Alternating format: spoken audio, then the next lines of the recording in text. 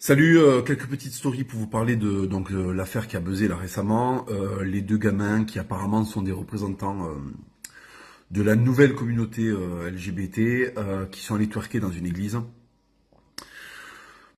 Bon, alors je vais vous expliquer pourquoi on arrive là au nœud du problème, au nœud du problème de notre siècle. C'est qu'en fait il n'y a pas de solution. Je vais vous expliquer pourquoi. Si on laisse passer, ben en fait, on entérine que c'est la dégringolade de l'Occident, c'est la décadence, et qu'en fait, n'importe qui peut rentrer dans une église et faire n'importe quoi devant le même Christ qu'ont prié énormément de nos ancêtres pendant 1500 ans, qu'ont prié les poilus pendant la Grande Guerre. Hein. Voilà, on entérine le fait qu'effectivement, aujourd'hui, il y a plus de limite. Ça, c'est si on ne bouge pas. L'autre solution, bien sûr, ça serait de réagir. Alors là, il y aurait plusieurs possibilités. Possibilité numéro un, à la médiévale, des mecs twerk dans une église, tu les attrapes par le col, tu leur mets une marmule avec un gant lesté en maille, ils vont moucher rouge pendant 4-5 jours, et là le cerveau va turbiner, ils vont comprendre qu'il y a des trucs qui se font pas. Le problème c'est que si on fait ça, je vous le dis parce que je sais comment ça fonctionne, si on fait ça, on est sur du, on est sur du, on va avoir des articles de presse avec les chrétiens fondamentalistes agressent deux jeunes homosexuels. Voilà, je vous jure que les titres, ça va être ça. C'est-à-dire qu'il y aura un journaliste qui s'appelle Pierre Potu ou autre, hein, de Libération ou d'un torchon style Mediapart, qui va prendre le problème à l'envers et qui va prendre la provocation à l'envers et qui va dire que voilà, le chrétien qui s'est fait justice et qui allait mettre une claque à un mec parce qu'il a twerké dans une église, c'est un fondamentaliste, c'est la montée de l'extrême droite, le bruit des bottes, patati patata. Et donc l'autre solution pour réagir, ça serait voilà, de prendre des pincettes, de faire de la pédagogie. Et en fait, ça servira à rien parce que l'être humain, ceux qui le connaissent, qui l'ont pratiqué dans ses pires façons d'être, hein, c'est que l'être humain, il fonctionne que d'une seule et même manière. Alors, les êtres humains intelligents, donc l'argumentation fonctionne, l'appel à l'intelligence fonctionne. La plupart des êtres humains ne comprennent que le bâton. Voilà. Et en fait, on est dans une société où le bâton a disparu et où c'est plus possible de faire de l'éducation.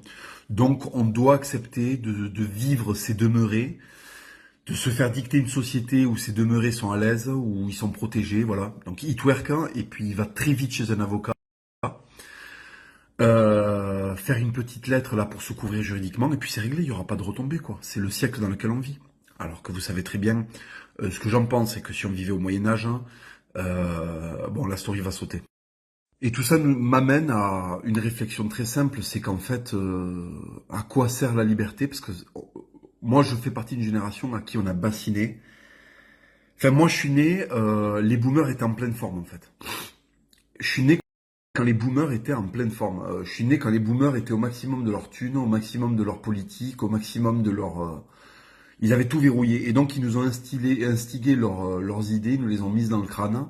Et leurs idées, c'était la liberté à tout prix, la démocratie à tout prix, voilà. La liberté, ça sert à quoi aujourd'hui? La liberté, ça sert à aller twerker dans une église. C'est-à-dire que il y a 2000 ans d'oppression, ou je sais pas combien, sur les homosexuels, tu les libères, les mecs vont twerker dans une église, en fait. C'est ça, la liberté, c'est ça ouais, c'est ça la liberté retrouvée, en fait. Voilà. Qu'est-ce que tu vas faire maintenant que t'es libre? Je sais pas, twerker dans une église, en fait. Bon.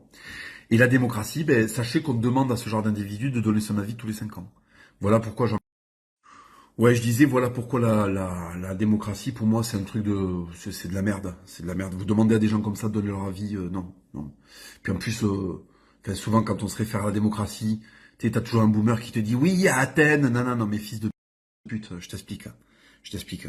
À Athènes, la démocratie, t'avais 5 mecs qui décidaient pour 20 000 esclaves, en fait. Tu vois, c'était ce que doit être une vraie démocratie, c'est-à-dire les forts qui décident pour les faibles. Voilà. Parce qu'en fait, quand tu demandes à des faibles de s'exprimer, ben, ils vont twerker dans une église. Voilà pourquoi vous me cassez les couilles avec votre démocratie universelle de merde. Non, l'être humain, il lui faut des coups de bâton dans les gencives, parce que quand on lui demande ce qu'il veut et ce qui est bon pour lui, il va automatiquement te dire de la merde. Donc il faut qu'il y ait un tyran qui vienne lui expliquer ce qui est bon pour lui et ce qui est bon pour son pays. Parce que tout seul, il fera de la merde, en fait. Voilà. C'est très très rares sont ceux qui tout seuls ne feront pas de la merde, en fait. Voilà pourquoi il faut frapper les gens et il faut être dans un système où les gens seront frappés.